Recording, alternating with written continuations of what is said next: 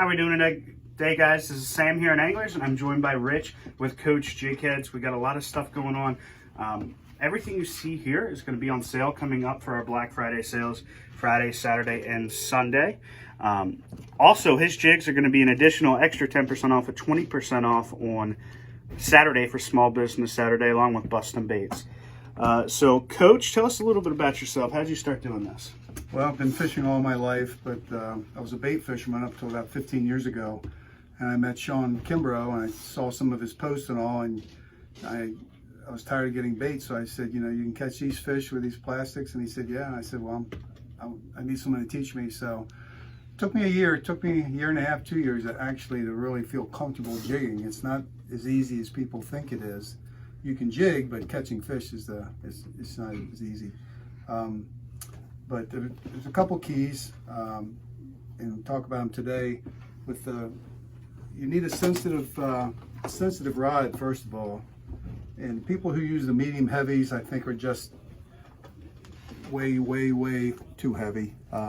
Medium 6.5 foot, 6'8" rod with extra fast tip is the way to go. Bait caster or spinner. But the sensitivity of the rod is the key.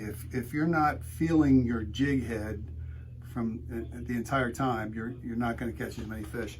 In fact, when I first started fishing with Sean, we would be fishing next to each other. He said, you just had a strike. I said, what are you talking about? He said, I just saw your line jump.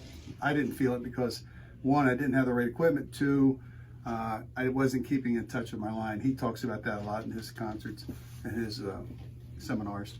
The second is the jig head itself. You know, we all use the same hook in these. The hook is the key. And all the guys who make these jig heads use the same hook. And it's a Mustad heavy hook, black nickel. There's people who use cheaper hooks, but they just don't hold up. So we're all using the same hook. But that's the key to the jig head. Color I'll talk about in a minute, but the size is the main thing. If your conditions depend on it. If you're in shallow water, if you're low current, if you're no wind that day, and your boat doesn't drift too fast, then you can use a lighter jig head, a 1/2 ounce, 5/8 or something. The deeper you get, the heavier you need to get. And I would say 75 to 80% of the guys who really jig all the time use a 3/4 ounce most of the time. And they use that 3/4 ounce because they can still get to the bottom and come up through the water column. The key to catching these fish is on the descent. When you jig it up, as it's falling down, that's usually when the fish are going to hit it. And if it's too heavy and it just blasts down, the fish don't see it, so you're not going to catch the fish. You know, a lot of times you see people with really bad technique on the jig, and they go out and they big jig, and then the line's a big bow in it and all, and there's no way they're feeling that bite. They might still catch a fish, because if they're down on the bottom, bigger fish are down there sometimes, and they may hook a fish, but it's not, the fish kind of hooked himself. They didn't hook the fish. We've gone to the lighter baits recently, the 5/8 and the 1/2, and now that the fish are moving in deeper water, we're going to have to use more 1 ounce, and even the 1 1/2 sometimes. The 1 1/2 gets down. You know, it's hard to jig past 40 feet, I feel, with a 3/4. So if those fish are in 70, 80 feet of water, you're going to have to use 1 1/2 ounces to get down, and it just makes the jigging that much harder. But those are the two things that, I mean, there's a lot of other stuff, but those are the two things that are critical in catching more fish. Sensitivity of your rod and knowing when to use the right jig head. Often when we go out fishing, I'm sure Sam does the same thing, we'll take 3 rods, take a 5/8, a 3/4, and a 1. And that way you're ready to go. If someone else on the boat starts catching a lot of fish, you know, you're right into it. Another quick thing on the sensitivity, line definitely plays a part in that Definitely too. line, So yeah. what pound line are you typically trying to do? And I assume it's going to be braid most of the time. Yeah, we use 10-pound braid most of the time. Top water, sometimes 15 braid. But 10-pound braid with a 20 to 25-pound fluorocarbon leader is the way to go. This is pretty good stuff here.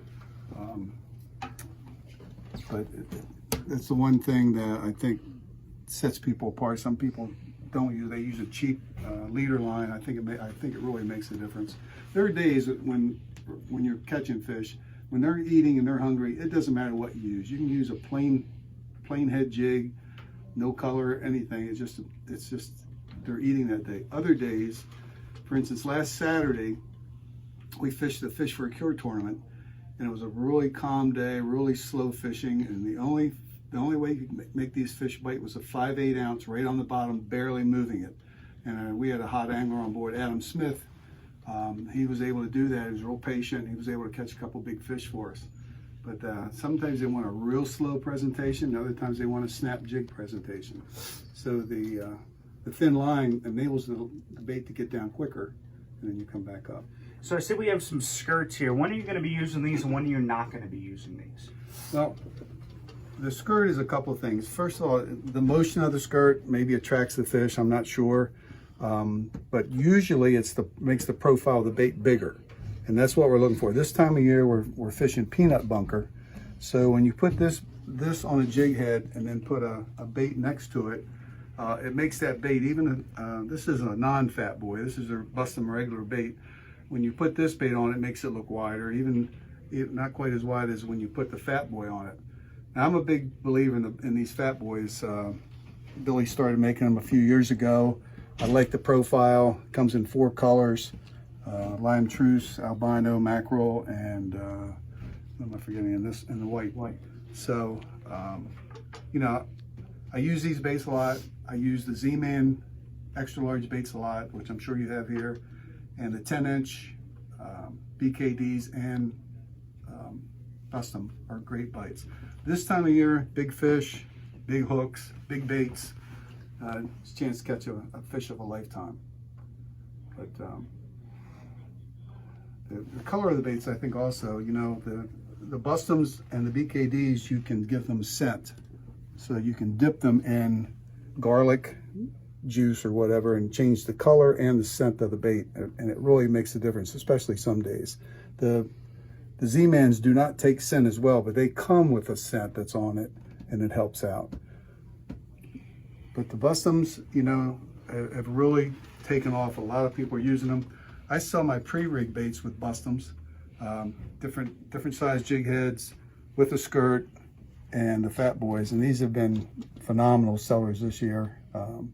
Great baits, as long as you can keep them away from the bluefish. Bluefish don't like these baits, they eat them up. But rockfish, no problem at all. So we can also use some of these jigs for other fish besides rockfish. Cobia, red drum, that's been taken off a lot lately. Why don't you go into what you have rigged up here, the head design, and why that's going to help you in different applications. This is a squid head. A guy up in Pennsylvania talked me into it. It's a different shape. They believe it or not, they use them for flounder a lot. And the reason they use them for flounder is they get down to the bottom quick, and they're easy to keep on the bottom. Pink is the big color for a cobia. Tremendous color. You can use a 7-inch or you can use a 10-inch bait. And the hooks again, these are the Mustad, but they're the tin hooks. They hold up real well. You know, big fish will bend a hook. I mean, some of these hooks will bend, but it's usually boats that are anchored with a lot of current and your drags are tightened down all the way. Those are when you bend a hook. So you have to kind of play the fish. Can't horse them in, but I don't think you need anything bigger than an 8.0 Mustad hook. Some people like to use the extra strong, and that's fine. If you hook a big cobia or something, you know, you really need that. But most of the time, these hooks are exactly all you would need.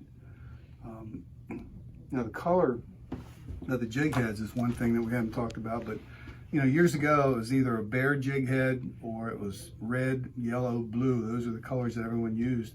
Nowadays, people are using different colors and different combinations. The packs that I sell normally have 3 jig heads in them, and a chartreuse and white, a pink and white, and a candy corn. And those are the 3 colors that I myself use the most.